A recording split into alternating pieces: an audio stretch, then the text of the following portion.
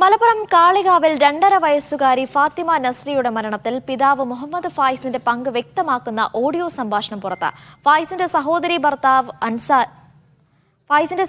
ഭർത്താവ് അൻസാറും അയൽവാസിയും തമ്മിലുള്ള സംഭാഷണമാണ് പുറത്തുവന്നത്. കുട്ടിയെ ക്രൂരമായി മർദ്ദിച്ചിരുന്നതായി ഓഡിയോ സന്ദേശത്തിലുണ്ട്.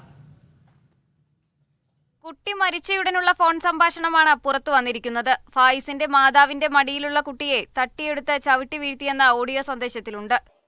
കുട്ടീനെ ഒറ്റ കുട്ടി ബാക്കിൽ കളിച്ചെന്ന് തല ചുമരിലൊക്കെ കടന്നിട്ടാണ് അവിടെ കഴിഞ്ഞ 2 മിനിറ്റ് കഴിഞ്ഞിട്ട് ആ കുട്ടിക്ക് സംഭവിച്ചത്.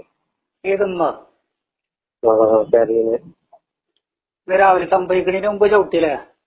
അതിലെന്തെങ്കിലും പറ്റിയതാണ് കുട്ടിക്ക്. അപ്പൊ പോലീസുകാര് മൊഴി കൊടുത്തതെല്ലാം വന്നിരിക്കുന്നത്. ഞാൻ അതിന് പോയിക്കൊണ്ടിരിക്കുക സ്റ്റേഷനിലേക്ക്. കുട്ടിയെ നിരന്തരം ഫായിസ് മർദ്ദിക്കാറുണ്ടെന്നും ഓഡിയോയിൽ പറയുന്നു. ഭക്ഷണം പോലും കൊടുക്കാറില്ലെന്നും ഓഡിയോയിലുണ്ട്. ഓഡിയോ സന്ദേശം പുറത്തുവന്നത് കേസ് അന്വേഷണത്തിന് സഹായകമാകും. മീഡിയ 1 മലപ്പുറം.